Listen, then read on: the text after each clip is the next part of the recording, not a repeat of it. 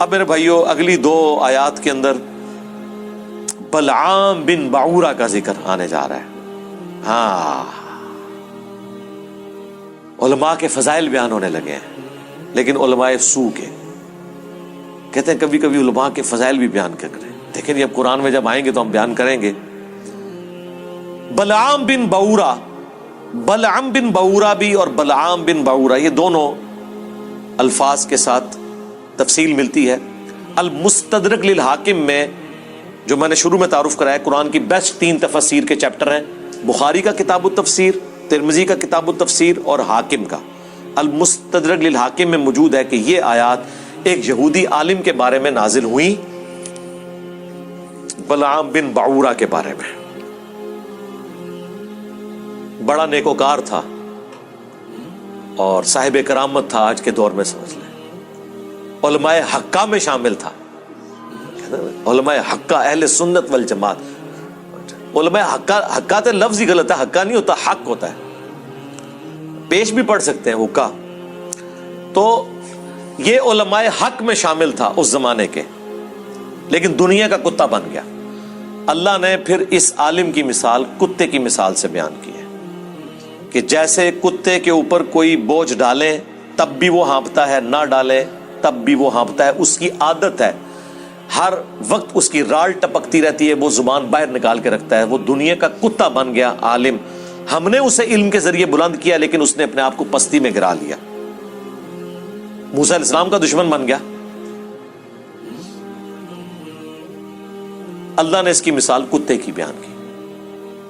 اور نبی علیہ السلام کی حدیث ہے ابو داؤد میں، ترمذی میں، کہ میری امت میں ایسے گروہ پیدا ہوں گے جن میں بدعات ایسے سرایت کر جائیں گی جیسے ہلکا کتا کسی کو کاٹ جائے، اس کے ایک ایک ریشے میں اس کا حلق پہنچ جاتا ہے. تو نبی صلی اللہ علیہ وآلہ وسلم نے اس امت میں ایسے فرقوں کا ذکر کیا جن کی ایک ایک رگ و ریشے میں بدعت گھس جائے گی، جیسے کتے کے کاٹنے سے حلق کود جاتا ہے. کتے کے کاٹنے کا کوئی علاج نہیں ہے. وہ ویکسین بھی اس وقت تک ہے جب تک کہ وہ وائرس ریڑھ کی ہڈی تک نہ پہنچے، ادروائز لا علاج ہے آج کے دن تک. تو اس پہ ہم نے عرض کیا تھا کہ وہ کون سا کتا ہے جو کسی کو کاٹ جائے اور اس کے اندر بدعات راسخ ہو جاتی ہیں. علماء، ظاہر ہے کہ کسی طبقے میں دین کے نام کے اوپر برائی کوئی کھلاڑی تو داخل نہیں کرتا، دین کا کسٹوڈین نہیں داخل کرتا. تو حدیث میں بھی کتے کی مثال اور ان آیات کے اندر بھی کتے کی مثال اللہ تعالیٰ نے بیان کی ہے بلعام بن بعورہ کے بارے میں. وَاتْلُ عَلَيْهِمْ نَبَأَ الَّذِي آتَيْنَاهُ آيَاتِنَا، ان کو پڑھ کر سنائیے اس شخص کا حال جسے ہم نے وارث بنایا تھا اپنی آیات کا، علم عطا فرمایا تھا. فَانْسَلَخَ مِنْهَا، وہ خود ہی اس سے پٹا توڑ کے نکل گیا. یعنی ہم نے تو اسے بلند کیا تھا لیکن اس نے نافرمانی کی روش اختیار کی. فَأَتْبَعَهُ الشَّيْطَانُ، تب اس کے پیچھے لگ گیا شیطان. فَكَانَ مِنَ الْغَاوِينَ، تو وہ بھی گمراہوں میں شامل ہو گیا. علم دیا تھا لیکن علم پر عمل نہ ہو تو علم کس کام کا؟ جب تک آپ اس سے فائدہ نہیں اٹھائیں گے. اس سے کوئی علم کو اللہ تعالیٰ کنڈیم نہیں کر رہا کہ وہ گمراہ اس لیے ہوا کہ علم والا تھا. نہیں، گمراہ اس لیے ہوا کہ علم کے باوجود اس نے اپنے علم کے مطابق عمل نہیں کیا. اگر علم نہ ہوتا تو وہ ویسے ہی گمراہ ہے، اس کا تو ذکر کرنے کی بھی ضرورت نہیں ہے. وَلَوْ شِئْنَا لَرَفَعْنَاهُ بِهَا، اور اگر ہم چاہتے تو بلند کر دیتے اس کا رتبہ. وَلَكِنَّهُ أَخْلَدَ إِلَى الْأَرْضِ، لیکن خود ہی اس نے اپنے آپ کو پستی میں گرا لیا. وَاتْبَعَ هَوَاهُ، اور اپنے خواہشات نفسانی کے پیچھے وہ لگ گیا. فَمَثَلُهُ كَمَثَلِ الْكَلْبِ، تو اب اس کی مثال ایک کتے کی سی ہے. إِن تَحْمِلْ عَلَيْهِ يَلْهَثْ،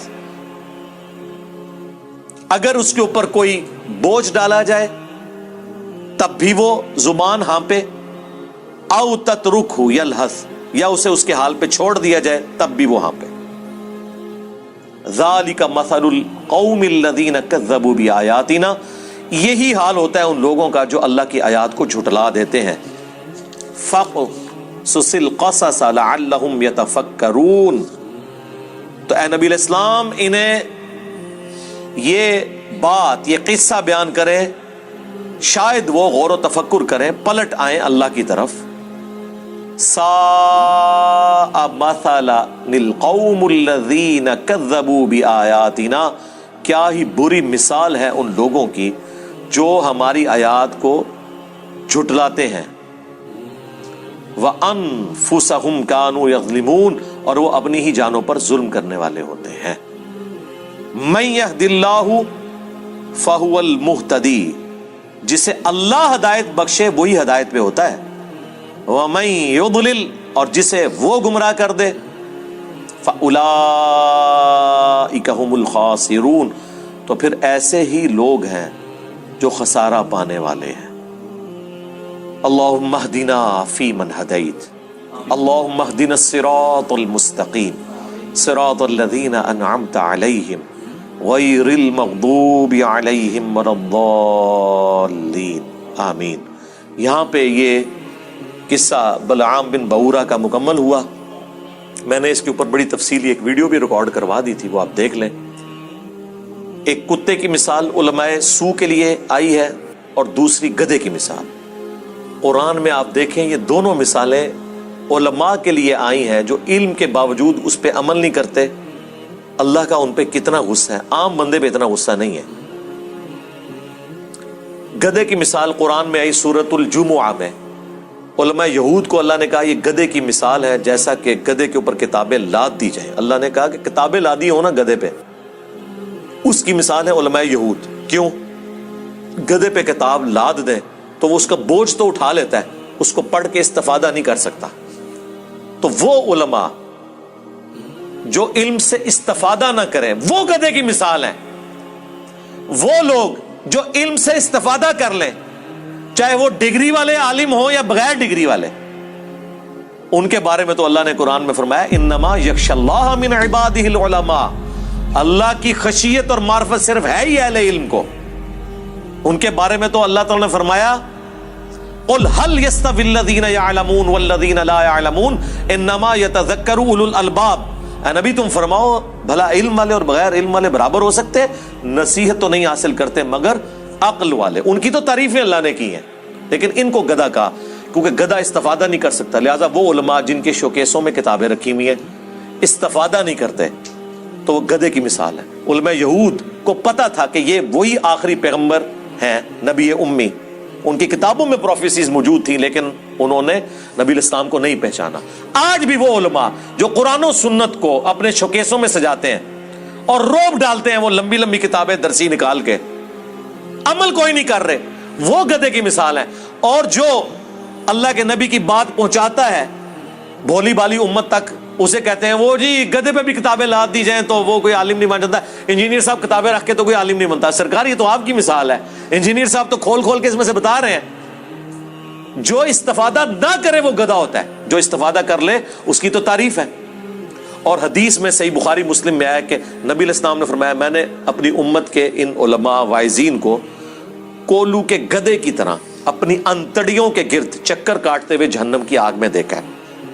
جیسے کولو کا بیل ہوتا ہے نا، گدھا بھی یوز ہوتا تھا. وہ گندم کے سٹے میں سے دانے کو الگ کرنے کے لیے وہ چلایا جاتا تھا اپنی انتڑیوں کے گرد. اندازہ کریں، کیونکہ وہ کچھ کہا کرتے تھے جس پہ وہ خود عمل نہیں کرتے تھے. اور پریکٹیکلی علماء سو کا یہی حال ہے کہ وہ یہی کچھ کرتے ہیں. سارے کا سارا فتنہ علماء سو کا ہے. علماء سو کا فتنہ اتنا بڑا ہے کہ وقت کا پیغمبر بھی ہونا یہ اسے بھی کامیاب نہیں ہونے دیتے، آخری درجے تک کوشش کرتے ہیں. عیسیٰ ابن مریم کے مقابلے کے اوپر کون کھڑا ہوا تھا؟ یہودی علماء. کوئی ان کے زمانے کا کوئی پلیئر تو کھڑا نہیں ہو گیا تھا، کوئی کشتی کرنے والا پہلوان تو نہیں آ گیا تھا. علماء آگے تھے کہ اسے یروشلم میں ہم نے نہیں بات کرنے دی، کیونکہ وہ یروشلم میں کھڑے ہو کے ان کی حرام خوریوں کو ہائی لائٹ کرتے تھے اور کہتے تھے کہ تم نے کتابوں کا راستہ چھوڑ دیا.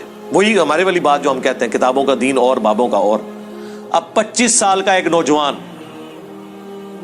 جس کی داڑھی بھی مشکل سے نکلی ہوئی ہے، جب 80-90 سال کے بابوں کو آگے کہے گا کہ حرام خورو چھوڑو، تو کہیں گے یار تجھے تمیز نہیں علماء سے بات کرنے کی؟ انہوں نے فتوے جاری کیے عیسیٰ ابن مریم کے، وہ تو اللہ نے انہیں زندہ اٹھا لیا آسمانوں پہ بچا کے، ادروائز مولویوں نے اپنا کام ڈال دیا تھا۔ تو جب انبیاء ان مولویوں کے شر سے محفوظ نہیں رہتے جب تک کہ اللہ تعالیٰ انہیں بچا نہ لے، سرکار تسی میں تے شاہی کوئی نہیں سوائے اس کے کہ آپ ان کی ڈاکٹرن ان کے اوپر الٹ دیں، جو اللہ کے فضل سے اس پلیٹ فارم سے ہو گیا ہے۔ بس اب آپ ان کی چیخیں سنیں، اللہ کے نبی کا جھنڈا انشاءاللہ بلند ہوگا انشاءاللہ تعالی۔ اللہ تعالیٰ سے دعا ہے کہ جو حق بات میں نے کہی اللہ تعالیٰ ہمارے دلوں میں راسخ فرمائے، اگر جذبات میں میرے منہ سے کوئی غلط بات نکل گئی اللہ تعالیٰ ہمارے دلوں سے محو کر دے، ہمیں معاف کر دے، دھو ڈالے ہماری خطاؤں کو، ہمیں کتاب و سنت کی تعلیمات پر عمل کر کے دوسرے بھائیوں تک پہنچانے کی توفیق عطا فرمائے۔ سبحانک اللہم و بحمدک، اشہد ان لا الہ الا انت، استغفرک و اتوب الیک، وما علینا الا البلاغ المبین۔ جزاکم اللہ خیرا۔